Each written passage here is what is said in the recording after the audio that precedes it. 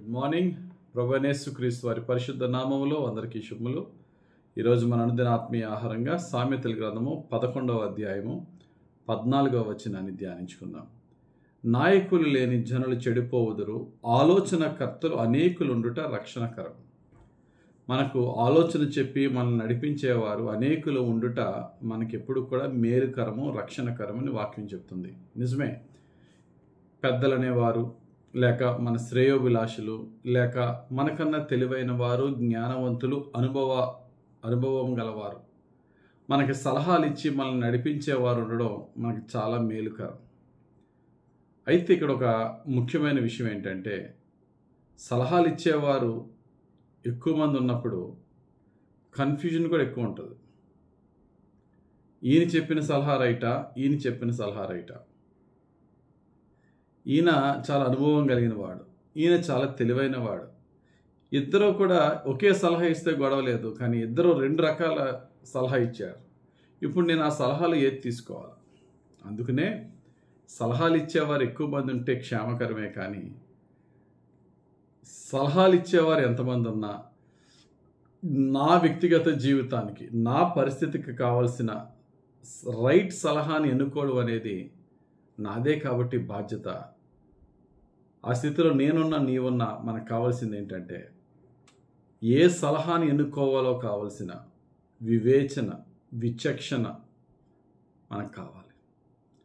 దేవుడు మనకి వివేచన గల ఆత్మను ఆయన ఇచ్చి సరైన నిర్ణయాలు తీసుకోవడానికి దేవుడు సహాయం చేస్తాడు.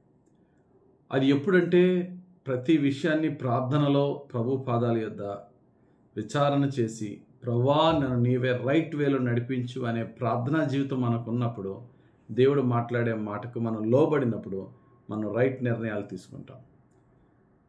సలహాలు ఇచ్చేవారు గొప్పవారు ఉన్నా సరైన నిర్ణయం తీసుకోకుండా చెడిపోయిన వారిని ఇద్దరు మీ ముందు పెడతాను.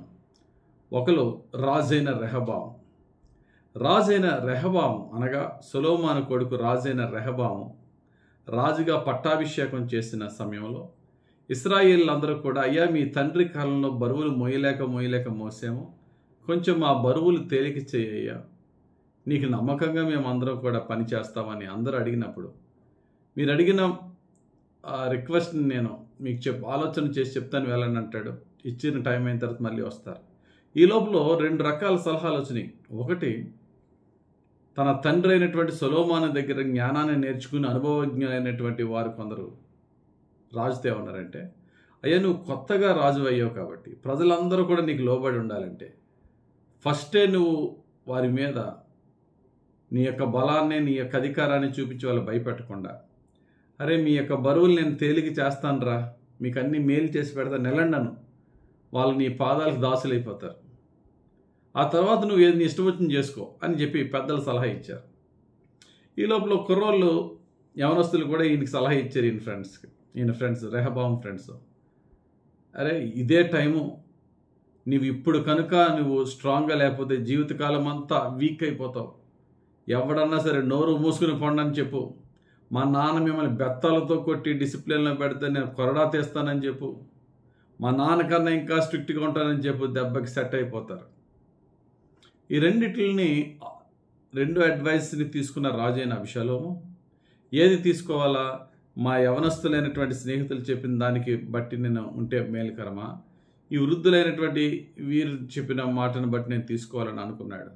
కానీ అతని వ్యక్తిగత జీవితం, దేవుని పాదాల యొద్ద ప్రార్థనా జీవితం లేనందువల్ల మంచి అడ్వైజ్ అయినటువంటి ఎల్డర్స్ ఇచ్చిన అడ్వైజ్ ఏంటి, నువ్వు రాజుగా మొట్టమొదటిగా నువ్వు ప్రారంభ దశలో ఉన్నావు, ఈ టైంలో ప్రజల్లో నీవు ఒక కాన్ఫిడెన్స్ని క్రియేట్ చేయాలి. నేను నీకు మేలు చేసి పెడతాను, మీకు మేలు చేసి పెడతానని చెప్పు, మీ బరువులు తేలిక చేస్తానని చెప్పు. వాళ్ళు నేను నమ్మి వెంబడించిన తర్వాత నువ్వు నెమ్మదిగా నీ బరువులు పెంచుకో, ఆ తర్వాత విషయం. ముందైతే వాళ్ళలో కాన్ఫిడెన్స్ బిల్డ్ చేయి, అది నీకు మేలుకరం అనే దాన్ని తీసేసి ముందు నుంచి నేను ఇలాగే ఉంటాను అని చెప్పి నీ స్ట్రిక్ట్నెస్ చూపించు అన్నారు. అలా చేసిన వెంటనే ఆ యవనస్తుల మాట విన్నాడు, కానీ పెద్దల జ్ఞానులు చెప్పిన మాట వినలేదు. ఆ యవనస్తులు చెప్పిన మాటలే జ్ఞానవంతమైనటువంటి ఆలోచనలు అనుకున్నాడు. దానివల్ల ఏమైపోయిందండి? రాజ్యం మొక్కమొక్కలు అయిపోయింది. రెండు జ్ఞానయుక్తమైనటువంటి కౌన్సిలింగ్స్ వచ్చినా అందులో ఏది రైట్ అనేది అతడు వివేచించలేకపోయాడు. సేమ్ అలాగే దావీదు కుమారుడైన అభిషాలోము ఇద్దరు అతనికి సలహాలు ఇచ్చారు దావీదు మీద అటాక్ చేయడం. ఒకరు అహీతోపేలు, రెండు హూషై. అహీతోపేలు మహాజ్ఞాని.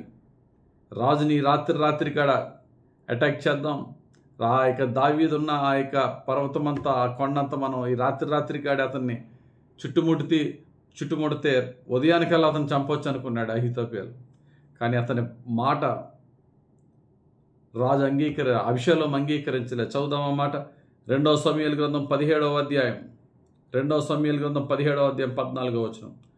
అభిషాలోమును ఇశ్రాయేలు వారందరూ ఈ మాట విని అర్కీయుడగు హూషై చెప్పిన ఆలోచన అహీతోపేలు చెప్పిన దానికంటే యుక్తమని ఒప్పుకొనిరి. ఏలయనగా యెహోవా అభిషాలోము మీదకి ఉపద్రవమును రప్పింపగలందులకై అహీతోపేలు చెప్పిన యుక్తిగల ఆలోచనని వ్యర్థము చేయ నిశ్చయించి ఉండెను. అహీతోపేలు చెప్పిన ఆలోచనే బెస్ట్ ఆలోచన దావీదుని చంపాలంటే. కానీ ఈ అభిషాలోము అనేవాడు దేవునికి విరోధంగా ఉన్నాడు కాబట్టి మంచి ఆలోచనను అతడు తీసుకోలేని విధముగా హూషై యొక్క ఆలోచన నచ్చేలా దేవుడు చేశాడు. ఇందాక నేను రెహబాం గురించి చెప్పిన ఆ మాట మనకి 1 రాజుల గ్రంథం 12వ అధ్యాయం 8వ వచనంలో ఉంటుంది. మంచి ఆలోచన జ్ఞానులు చెప్పారు. ఆ ఆలోచన అతడు తీసుకోకుండా యవనస్తులు చెప్పిన ఆలోచన తీసుకుని అతడు తన రాజ్యాన్ని ముక్కలు చేసుకున్నాడు. కారణం ఏంటంటే అతనిలో దేవుని దగ్గర ప్రార్థన చేసి ఎదురు చూసి దేవుని యొక్క కౌన్సిలింగ్ తీసుకునే ఆలోచన అతను లేదు. మహాజ్ఞాని సొలొమోను అంటాడు, అందుకనే సామెతలు 3:5లో నీ స్వబుద్ధిని ఆధారం చేసుకోవద్దయ్యా, ప్రతి విషయంలో దేవునికి చోటి. కాబట్టి ప్రియులారా, ఆలోచన చెప్పేవారు మనకి ఎక్కువ మంది ఉండడం మంచిదే. కానీ అందులో ఏది రైట్ ఆలోచన అనేది మనం ఆలోచన చేయడం కాదు. మనము దేవుని దగ్గర ప్రార్థనలో గడిపి 1-2 రోజులు ఆలస్యమైన ప్రార్థనలో గడిపి ప్రభు యొక్క ఆత్మ నడిపింపుతో సరైన నిర్ణయం తీసుకుందాం. దేవుని దయను పొందుకొని దీవెనకరమైన మార్గంలో వెళ్దాం. దేవుడు తన పరిశుద్ధ వాక్యం మన జీవితంలో నెరవేర్చును గాక. ఆమేన్. పరిశుద్ధుడు, ప్రేమ కలిగిన తండ్రి, బైబిల్లో ఎందరో ప్రభా ఎంతో చక్కటి ఆలోచనలు చెప్పువారు వారికి ఉన్నప్పటికీ కూడా వారి ఆలోచనలు తీసుకోకుండా రాంగ్ డెసిషన్స్ తీసుకుని, తప్పుడు నిర్ణయాలు తీసుకుని నష్టపోయిన వాళ్ళు ఉన్నారు. కారణం ఒకటే, వారు మనుషులు నమ్ముకున్నారు, వారి సబుద్ధిని నమ్ముకున్నారు. నీ దగ్గర ప్రార్థనలో ఎదురు చూచే కనిపెట్టే సమయము వారు నీకు ఇవ్వలేదు ప్రభు. మేము అలా కాకుండా త్వరపడి నిర్ణయాలు తీసుకోకుండా 1-2 రోజులు ఆలస్యమైన ఉపవాస ప్రార్థనతోనూ, ఏకాంత ప్రార్థనతోనూ, కుటుంబ ప్రార్థనతోనూ, సంఘ ప్రార్థనతోనూ నీ పాదాల యొద్ద ధ్యానిస్తూ నీ వాక్యం ద్వారా నీ ఆలోచనలు పొందుకుని సరైన నిర్ణయం తీసుకుని సరైన దీవెనకరమైన మార్గంలో నడిచే భాగ్యం మా అందరికీ దయచేయమని కృపగల దేవుడని యేసుక్రీస్తు వారి పరిశుద్ధ నామములో ప్రార్థించి వేడుకొనుచున్నాము తండ్రి. ఆమేన్. తండ్రి యొక్కయు, కుమారుని యొక్కయు, పరిశుద్ధాత్మ దేవుని అభిషేకం మనపై దిగి వచ్చి యేసయ్య మార్గములోనే పరిశుద్ధాత్ముడు మనల్ని నడిపించును గాక. ఆమేన్. God bless you. Have a very blessed day.